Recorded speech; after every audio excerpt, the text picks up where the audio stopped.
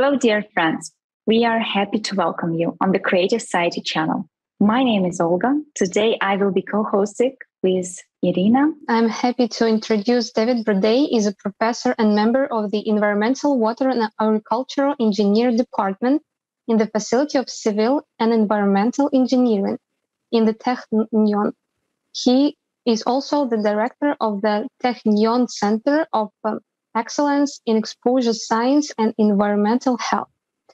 Greetings, David. We are happy to see you today. Could you please share more about yourself and about technology? Yes, good day or good morning to everyone.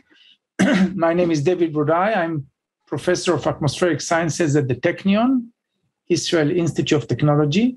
So I'm professor of atmospheric science, and my expertise is both in the environmental part of the atmospheric science. So it's atmospheric meteorology, air pollution, aerosol science, and so on. And on the interface between these topics and human health, because I'm also working on exposure to inhalable pollutants, mainly inhalable pollutants, and because they are inhalable, clearly they are suspended in the air. But the topic of today is a little bit different, and I think that we are going to talk about extracting vapor from the air, water vapor from the air, for the production of potable water, useful to be consumed by people. So basically, the atmosphere is a reservoir of water, but the water are not in liquid phase, but they are in a vapor phase. And this is unfortunate because our life is built or require liquid water, because the chemistry that life on Earth use, all the chemical reaction that are part of the biochemical or biochemistry that life use on Earth, is happening in aqueous form. So it's an aqueous reaction or aqueous chemistry. By the way, the air contains water in a vapor phase in the amount which is basically almost equivalent to the amount of all the surface liquid water, potable, fresh water, I'm talking, not salty water, on Earth. So basically, on Earth and the underground. So basically, the atmosphere contains as much water as the surface and under the surface. And it is hard to produce water even on the surface. We have to dig wells and we have to pump the water out. And sometimes the water are not potable and we need to treat them. Either they are contaminated or they are salty, and we need to remove the salts by, say, desalination or something like this. Similarly, but differently, the water in the atmosphere are also not ready to be used because they're in the vapor phase. So you need, or we need, or someone need to turn them into liquid phase in order to be able to use them for drinking water mainly, or for cooking, or using them for as nutrition, but clearly not for washing, or not for washing clothes or for washing ourselves, because it's too expensive. So the main point is to take the water from the air and to convert them into liquid water. Now, this idea is an old idea. It's nothing new. And over the history, many people attempt to do it. And today there are tens of firms that are saying that they can do it, because it's very, very simple. You simply have to cool the air. And by cooling the air, you get condensation of vapor on surfaces. It's like in a bathroom. We are bathing or douching in warm water, so there is a lot of vapor in the air, And when the vapor touch the mirror or some surfaces which are cooler, it condenses and we get droplets on the surfaces. So basically the same idea can hold as a industry. If you take the air, you cool it, and you condense the water and you collect the dripping water. And this dripping water are clear and clean if the surfaces are clean and clear, and they can be used for drinking even without any treatment. Of course, you have to check it on industrial scale, but they are pure water. You get water without anything, like desalinated water before people add or the industry add some minerals to the water. It's pure H2O, which is, of course, unhealthy because we need also nutrients or minerals to be added to the water. So water needs to be treated. But the same idea holds for extracting water from the air. Nonetheless, it's very expensive. It's very, very expensive because in order to cool the air, you have to invest a lot of energy. And because of this, up to now, it did not catch nowhere across the globe. It's simply too expensive. There are other solutions, other technological solutions, which are much cheaper with respect to energy. For example, desalination. Desalination is cheaper energy-wise. So wherever one can desalinate, wherever there is no water, no surface water, and wherever the water that are in the underground are not clean or they are in very large depth that it is inefficient to extract them from the layer which are very, very deep in the ground. And therefore, of course, there are populations, there are people that require water. There need to be another solution for water. So as long as you cannot use well water or spring water, we need to have solutions. So one of the solutions is to get the water from another place. So in the mountains or somewhere else, and to convey the water to where you need it. But conveying water is also very expensive. You need to bypass friction, you need to bypass topographical barriers, and you need to maintain the piping and the pumping infrastructure. So if it is for short distances, it's probably the best solution. Even if you don't have water, just bring the water from somewhere else.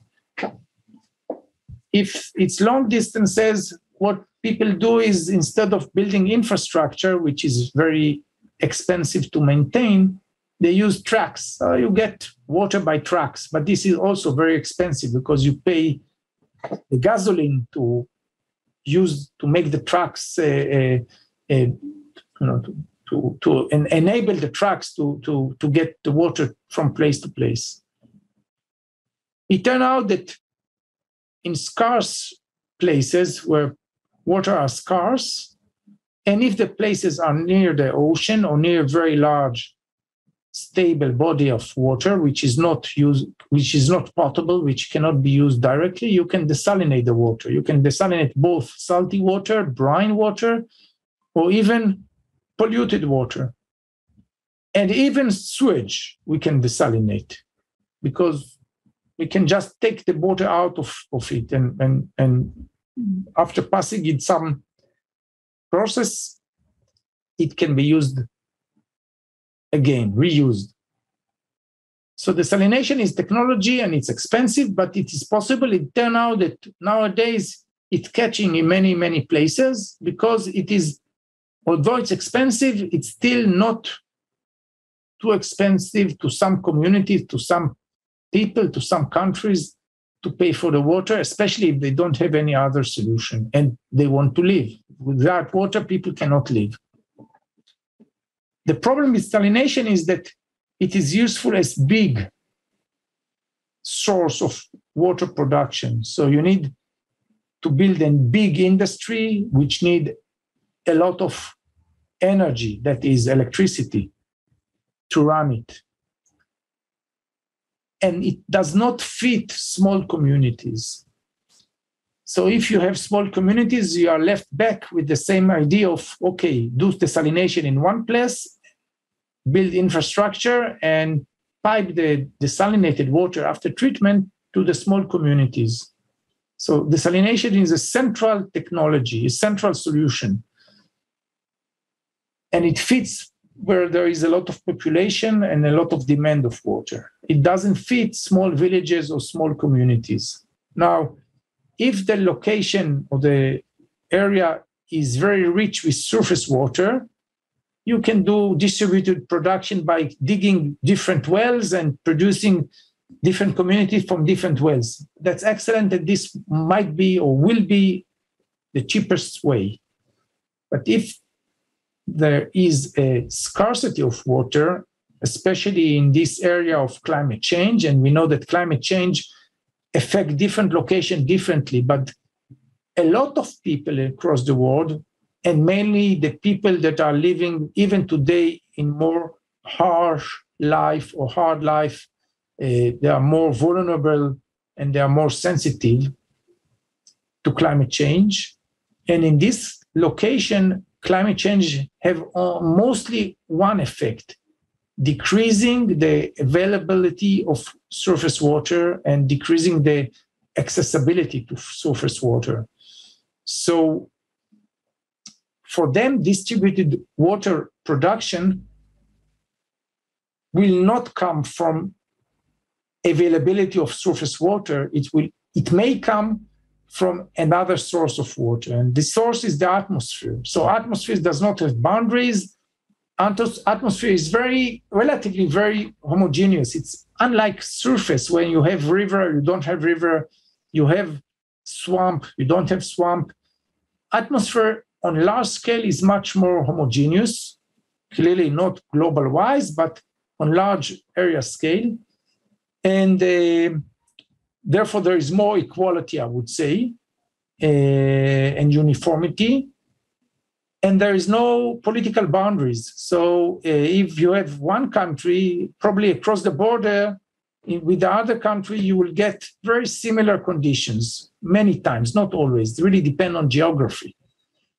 And therefore, the atmosphere provides an opportunity for extracting water and providing people with potable water, causing them or enabling them to stay where they are rather than to leave the places where they live and go to the city and become a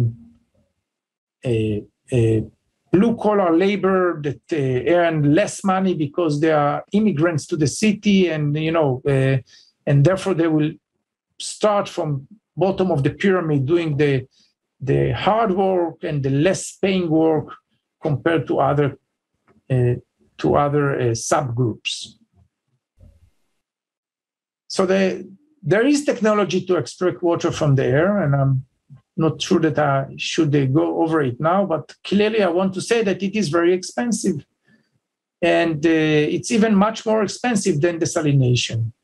So the question of whether we can turn this noble idea into practical technology is not solved yet, because it most probably that the people that need this solution would not be able to pay for it.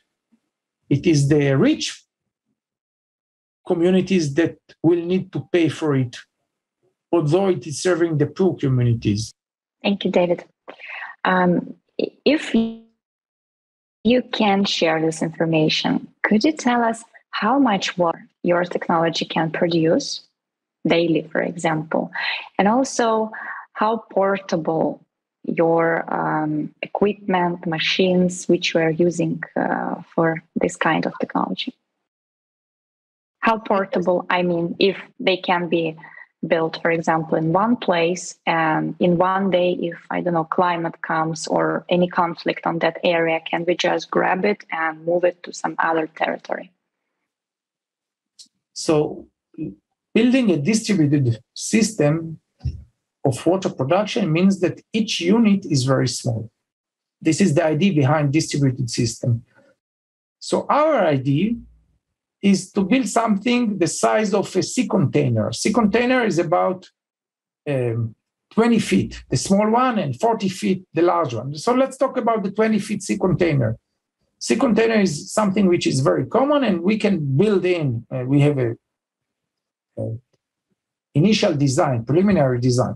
We can build in this technology into a sea container. Of course, it will not be contained in a sea container. It needs to be open to the atmosphere. So you have to take a sea container, you have to open some windows and connect the technology that is inside the container with the environment outside so that it can extract or suck the air, extract the water, push the dry air or the drier air outside. So, but the main idea is to have a sea container so that it can be portable by sea or even by airplane if there's an emergency, and it can be shipped to location, either a long surface or long shipment is either, as I said, mainly by sea, and then land surface transportation is either by track or semi-trailers or trailers. And yes, you need roads in this case. And if there are no roads, the last mile should be by, helicopters or by airplanes that will just drop it in a location, which is possible. So it is portable in this sense. I must say here that it's not enough. You need energy for this. So if there is a location where there is no energy, no grid, no power plant, you need to supply also energy. So on top of this device, let's call it, or unit, you need to develop energy source. For example, if this is a place that have a lot of sun and you want to use the energy from a photovoltaic field that produce energy to supply food for this machine to be able to extract the water. Now, with respect to the first question, how much water? So it really depends on the engineering design. But we think that in one container, with a conservative design that we have, we can produce about 1,000 liters per day. And 1,000 liters per day may be small or large, depending on how many people should use it. But according to the WHO, a person needs to drink, let's say, only to drink and to get about 5 liters per 5 liters of water per day. Now, if this is too small and you want to, we know that, for example, for poor communities, they use less water than developed communities. Probably you and me use much more than 5 liters per day, either as wine, as soft drinks, or as water. So maybe we use 10 liters per day for drinking, or 20 liters per day. But 1,000, if the machine or the device can produce 1,000 liters per day, it means that somewhere between 200 people that use 5 liters per day, so 1,000 divided by 5, 200, between 200 and maybe 50 people can use this device to get water. And if it's not enough because the community is larger, it's small trailer, so small container. So you build another container somewhere. So you need 2 units and they can supply twice the amount of water, of course, or supply to twice the amount of population. So basically the amount that one unit can supply as of now is limited, but the unit does not need much space. It's one container. And if you build a photovoltaic field, normally you can increase it a little bit and it can supply energy for more than one unit.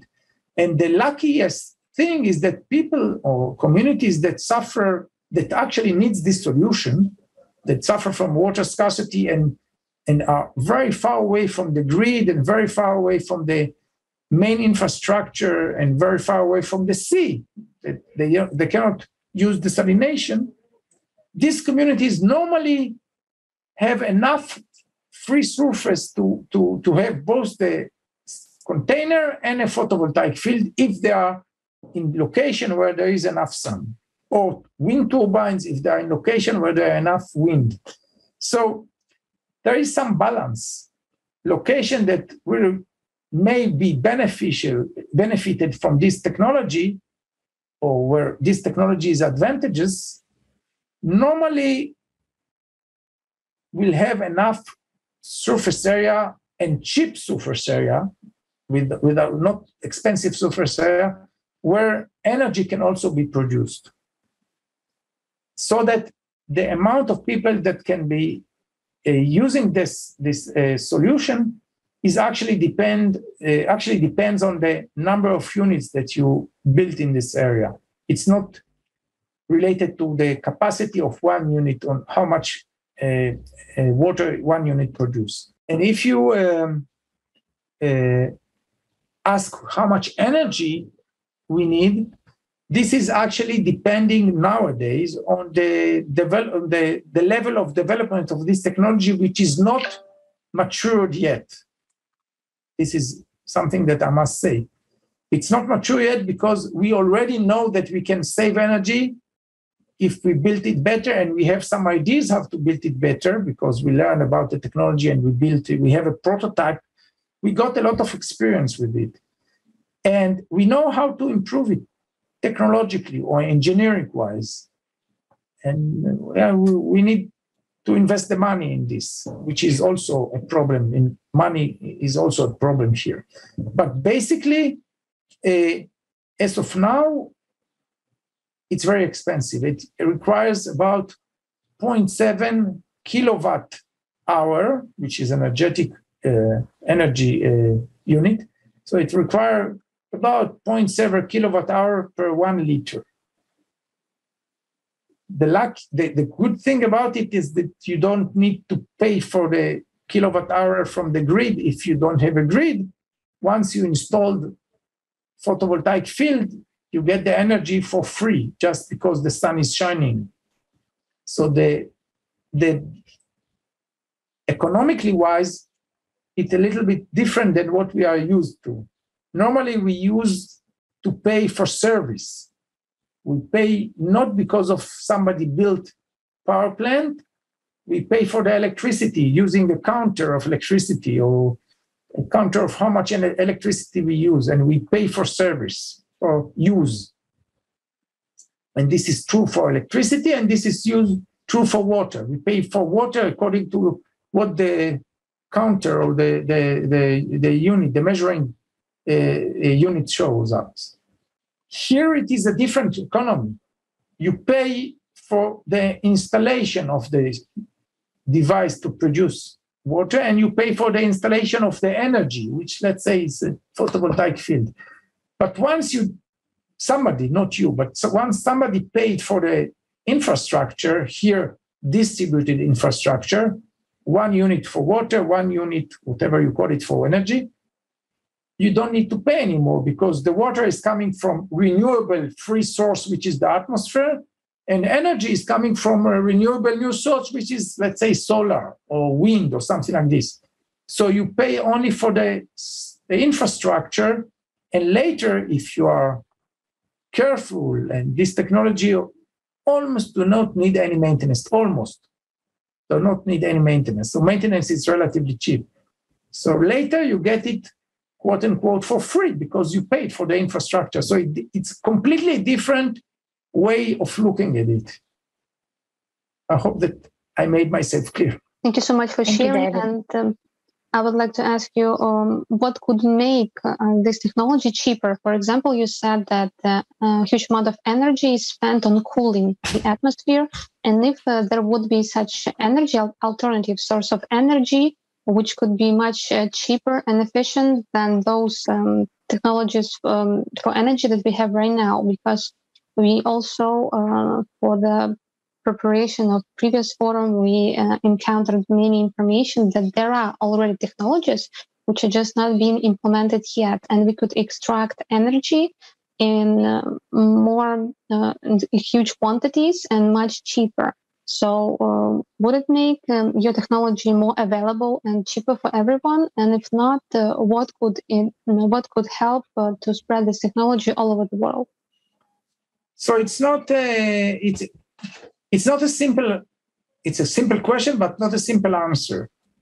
Clearly, there are technologies that produce water at cheaper price. I'm talking about cheaper in terms of energy, because the cost of energy is also different in many locations. I mean, some places energy is very expensive because you need to produce it in more expensive way than in other places.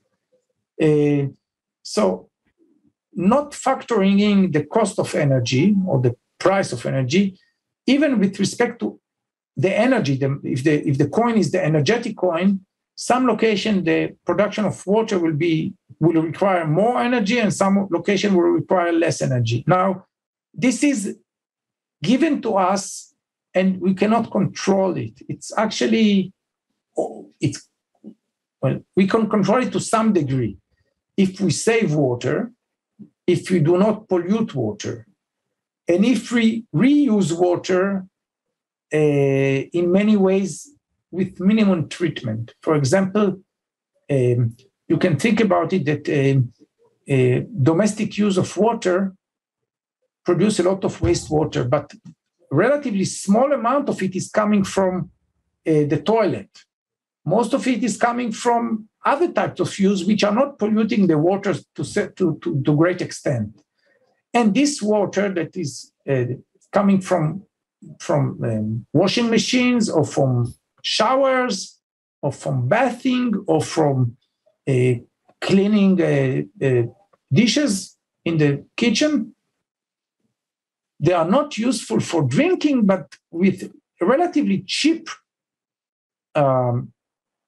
technology, you can reuse them for other aspects than drinking water. For example, you can use them for irrigation, for growing crops, for growing fruits, to a certain extent.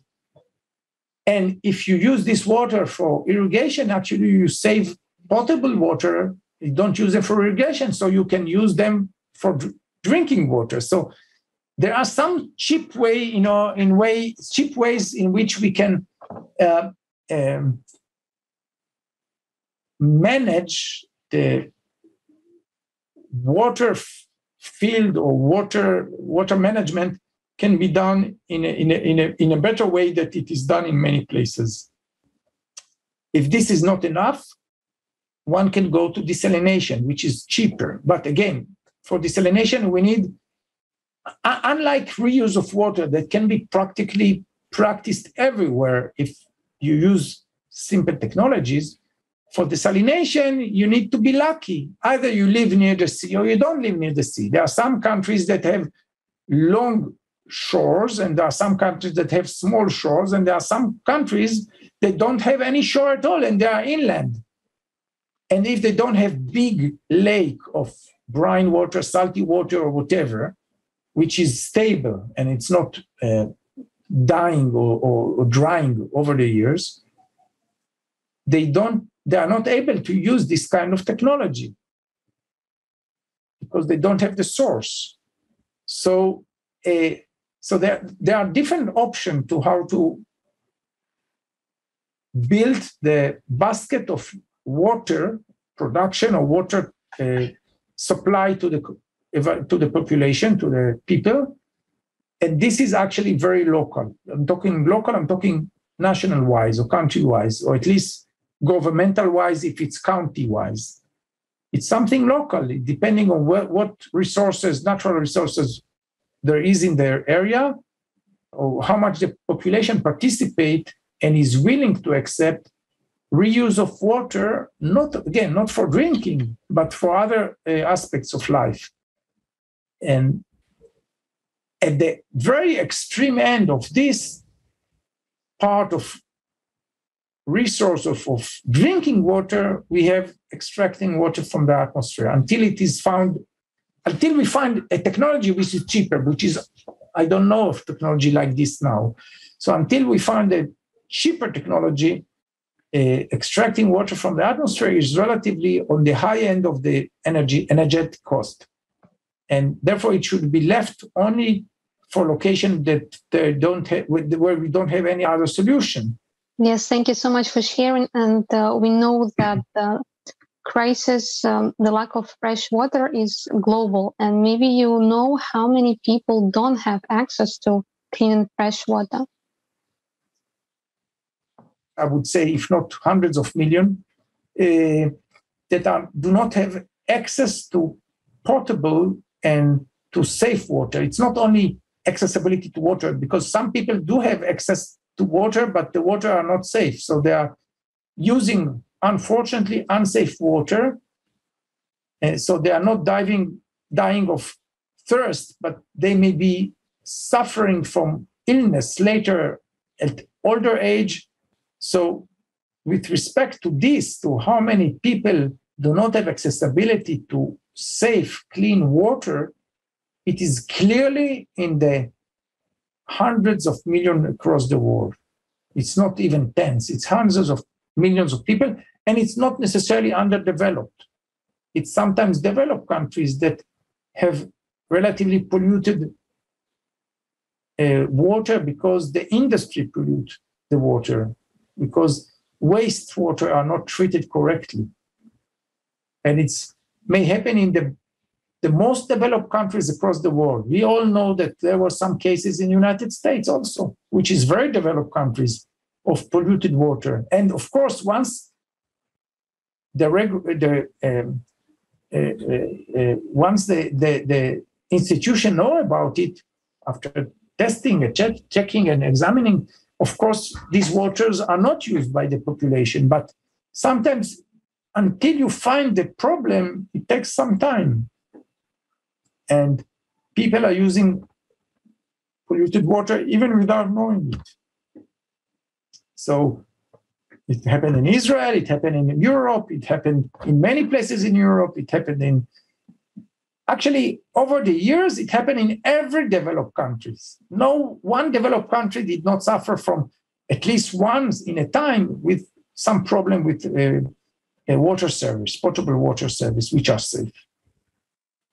But developed countries know how to deal with it, know how to control it, and cut the supply of polluted water very, very, very fast, I would say. Underdeveloped countries, sometimes people do not have any other accessibility to water, and they are deliberately using unsafe water because for them, it is better to use unsafe water than not to drink water at all, because without water, they will die. So they are forced to use unsafe water, and unsafe water may not become safe by boiling them. Some problems are not solved by boiling the water if you are not distilling them completely, just boiling them, not distilling them.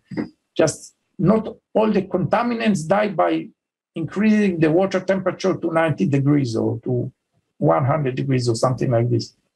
Distillation is something else, but we are not talking about distillation. We are talking about thermal treatment, and thermal treatment does not clean all the polluted water from all the pollutants. Thank you so much for sharing this information. And you also today touched upon the topic of climate change. And we know that climate is changing rapidly and climate disasters are escalating because we conduct research on the Creative Society platform. We understand that there are more and more natural disasters happen all over the world. The frequency and intensity is increasing. And how do you think, how important it is to resolve the issue of resources right now, while it's relatively calm in different countries? How important it is to resolve now before it's too late and before the disaster comes to our house, our place? The answer is very simple. It's very important to try to resolve, or at least to start to manage the problem right now, because I dare say that we don't have the opportunity and the privilege to try to do it in the far future. That is, our generation or maybe our children's generation still have the chance to solve it and to adapt to live to it. That is, our children would not live in the same world that our parents lived in. They live in many places in an area that is affected by climate change, whether it higher heat load or extreme precipitation for short period of time, so flooding, or maybe more diseases because of spreading of mosquitoes or other types of vector that transfer diseases. So our children will certainly live in a different world, and they will need to adapt to it. And if they are lucky, they will be able to adapt to it because we will invest and invent technologies. But the lifetime for this is very, very short. So we need to invent technologies now, and we need to cut emission and solve other things now, because otherwise, two things will happen. First of all, we won't be able to develop enough technologies to be able to solve the problem. Secondly, it will be very expensive, and it will cause huge gaps across the world. So there will be some communities, some countries, some people that will be able to pay for the technology. And over the years, there will be less and less people that will be able to pay for it. So the gaps will be very, very huge. It's like salary gaps. It's like exposure to technologies today. It's like air pollution gaps between different locations. Responsibility for the next generations, because this is the main issue. Whether we are responsible to people that were not born now and we will never know, because they will born after we die. But if we think that we have responsibility, there is only one answer for this. We have to do something now and very quick and with a lot of force, with a lot of intensity.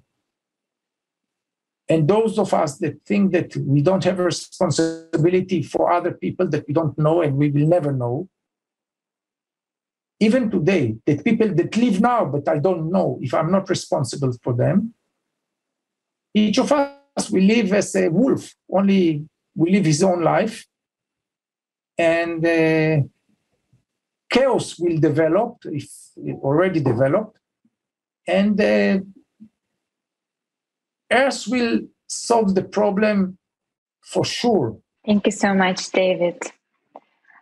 It's clearly we are living difficult times. Our society is not so easy and not perfect, neither for people, neither for innovators, scientists, specialists like you. What in this world is driving you to develop such a technology, you and your colleagues? I don't know. Many, many things. Let's face it. It's a blend of many things. You want to leave impact. It's a lot of ego. You want to leave impact. You want to think that you do important things. So for sure, there is a personal aspect to this. But on the other hand, and which is not less important, and actually more important, is there is some sort of moral and responsibility, as I said. It's not me, but had many people that work on this field of environment and health, of climate change, etc. And not all of them are scientists, but a lot of people across the world. But if these people would feel that the most important thing is to improve their own personal quality of life by getting higher salaries, consuming more, whatever we consume, food, energy, clothing, whatever, tourism, if the only thing that will drive us is ourselves, each individual, there is a clear solution a clear answer for your question. Nothing will happen because we won't be able to connect, and if nothing will happen, we will go in only in one direction. And this direction is increasing the situation in a much faster speed because they are exponentially increasing. It's not linear increase, it's exponential increase. The more they increase, the faster they increase. And there are some people that look at it from different aspects of view, and I cannot imagine all the reasons for this for all the people. And actually, I never thought about it for myself. I'm doing it because it's interesting. Personally, I don't think that to have more than you need brings you to anywhere, because eventually all of us die, and all of us die in the same way. We don't need anything after our death. This is my belief. So you can die very rich and you can die very poor, but all of us get to the same point. So if this does not bring, and we know that having more, whatever it is, having more cars, having more clothes, having more food, and having more money. Mostly we know from, it's not me, many people, social scientists that did research on this, know that this does not bring you to be a happier person. Owning is not equivalent to happiness. People that own more and have more to spend are not necessarily happier. And I think the basic thing is that we all want to be happy. So each of us need to search for the things that make him happy with whatever makes him happy. And if each of us will be happy, the world will be better. That's for sure. Yes, if as long as happiness is not coming on top of is not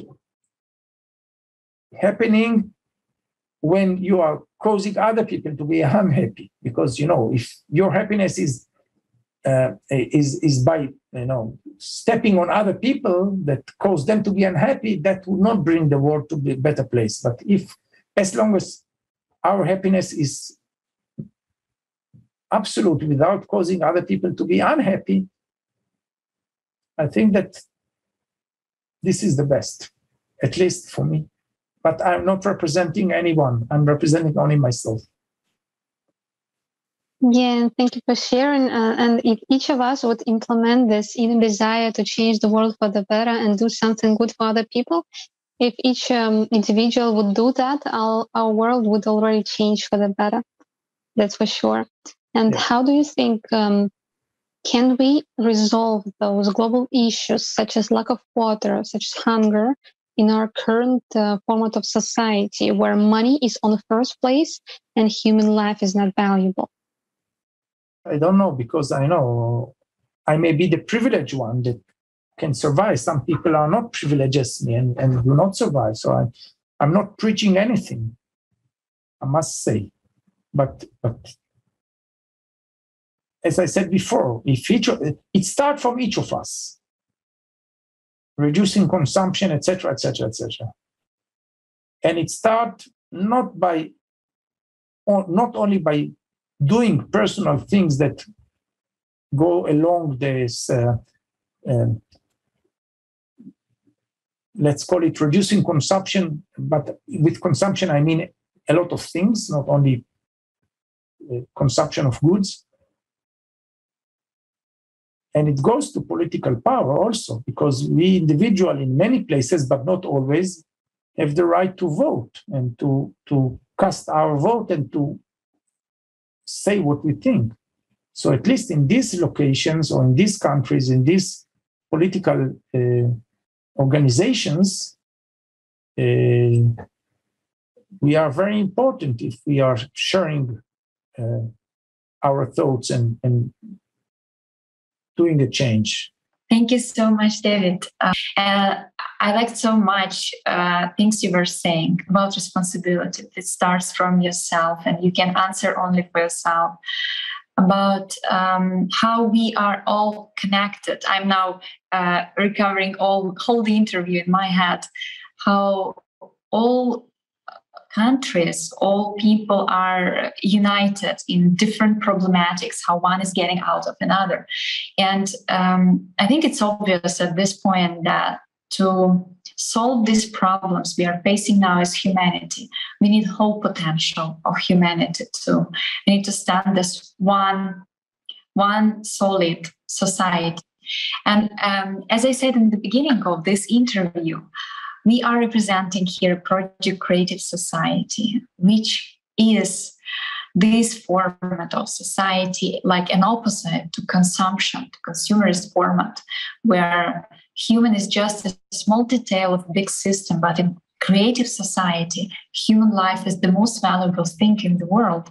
We now facing this cycle of climate disasters, of ecological crisis, of economical crisis, so many crises we are having, and we are having them not separately. You said correctly, yeah, there are more developed countries, less developed countries, but in front of climate, we are all the same. So I want to thank you for this interview. Thank you so much for your time, for investing your time into this, into progressing of humanity. I really hope that good creative society as soon as possible and technologies like yours will be funded and will be published to everyone in the world. Maybe you have some words to our viewers just to finalize. It will sound like a madman, but I think the most important thing is peace for all. And peaceful life. I think it will be excellent if we will manage to have this for each of us. It will be great. And I hope that I'm sure that for this, we need to solve a lot of problems, not only individual problems, but our community or our global problems. Maybe involvement also, a lot of involvement of people in processes. I'm talking about decision-making processes and as we said, voicing their voice or raising their voice so that they are heard. Thank you so much for sharing that. This is truly valuable. And as you said, all people want to live in a peaceful world. And we were taking interviews with thousands of people from all over the world. And everyone was sharing the same, that we all want to live in peace and have everything necessary for living. And the question arises, if all people want to live in such a world, why we still don't have it yet? And this is exactly was the reason why Creative Society project appeared, because this was desire of people themselves to live in a better world. And we understand that only ourselves, so we can change the world for the better. We don't need to wait for someone else to come and do it for us. And Creative Society platform is exactly a platform for unification, those people. And as you said, we need to raise our voice, and we do. We talking loud on the Creative Society platform about the issues we face and about the ways out and unification. And only together we can resolve those global problems. Thank you so much for being with us today. We invite everyone to find more information about Creative Society on our website. It's called creativesociety.com. And thank you so much, Olga. Thank you so much, David. Have a nice day. Thank you. Bye. Thank you.